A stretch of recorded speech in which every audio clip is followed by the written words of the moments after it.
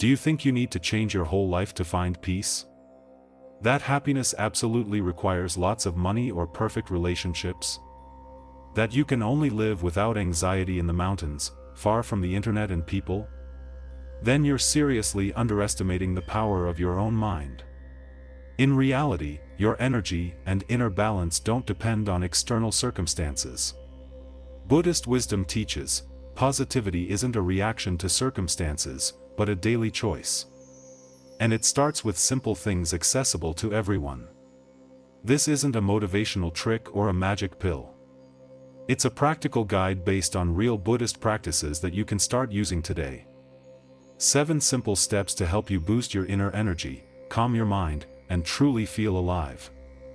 If you're tired of chaos in your head, if you want peace without becoming a hermit, you're in the right place. These lessons require neither a perfect environment nor special preparation. Just your attention and willingness to try. Before we start, subscribe to the channel, like this video, and write your positive intention for the day in the comments. For example, I choose to fill myself with light and calm. Let that be your first step. Lesson 1, live in the present moment. It sounds simple, but for some reason, this idea always slips away from us. The mind wanders somewhere between what if and what about later, leaving us tense. Mindfulness brings us back to the present, where all our power lies. Buddhist teachings say, everything we need is already here. And that's not just a poetic metaphor, but a direct instruction. When you're mindful, you feel gratitude for a cup of warm tea, for the sound of rain, for simply breathing. Energy starts to flow freely, and your inner world fills with calm. How many times have you been physically present at a meeting, but mentally somewhere else? This is a classic trap of the mind, tired from traveling through memories and fears of the future, forgetting what it's like to just be. The present is the point where transformation becomes possible. One of the best ways to feel it is through mindful breathing. When your attention is fixed on your inhale and exhale, your mind can't be anxious at the same time. Breathing is an anchor that keeps you in the current moment. Imagine waking up in the morning and, instead of your usual rush of thoughts, you simply observe your breath. Calm fills your chest, and you gain the energy to act mindfully. Lesson 2, accept impermanence. We've heard it 100 times, everything passes. But it's one thing to hear it, and quite another to accept it with your heart. We desperately cling to the good, avoid the bad, and suffer when life doesn't go as planned. But as soon as the mind accepts change, peace comes. Serenity appears when you understand, nothing is forever, neither pain nor joy. And this realization sets you free. It lets you breathe deeply and not fear loss. Acceptance doesn't mean giving up. It means seeing reality as it is, without illusions. This opens the way to actions based on calm, not panic. When you understand that everything changes, you stop wasting energy fighting the inevitable. You can direct that energy toward growth. See your emotions like clouds in the sky, they come and go. Joy, sadness, fear, all are temporary. When the mind stops turning feelings into a tragedy, relief comes and your inner world becomes more spacious. Lesson 3, the power of gratitude. Gratitude isn't just politeness, it's a way of seeing life from a different perspective. When you start practicing it daily, your mind shifts focus from lack to abundance. You seek happiness not in the future, but notice what you already have. A simple sip of water, a passerby's smile, a gentle breeze, all reasons to be grateful. Want a simple way to develop this skill? Start a journal. Every evening, write down 3 things you're grateful for. It doesn't matter how small they are. A tasty lunch, an interesting conversation, a chance to sit in silence. Over time, you'll notice your mindset changing. You complain less, worry less. Your inner world becomes more stable because you see not just what's wrong, but also what's good. That's balance. Lesson 4, let go of suffering. We fight it, hide from it, pretend everything's fine.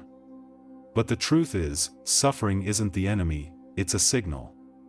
Buddhism teaches that suffering arises not from the situation itself, but from our attachment to how things should be. We suffer because of what our mind tells us about it. The practice of detachment suggests not rejecting your feelings, but consciously letting go of the image that causes pain. When you feel pain, sit down and simply say out loud what you're feeling. I'm sad, I'm angry. Don't analyze or try to fix it. Just observe and breathe. The very act of acknowledging already loosens pain's grip. You're no longer fighting, you're accepting. And acceptance is the first step to letting go. It's the path of self-compassion. Lesson 5. Cultivate compassion. Compassion isn't weakness, it's deep strength. It starts simply, seeing another's pain, not judging, not fixing, just being there.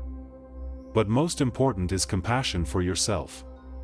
We're often too hard on ourselves, expecting perfection. But what if you allowed yourself to be human? To make mistakes, to get tired, to feel. That's where healing begins. The mind becomes a friend, not a critic.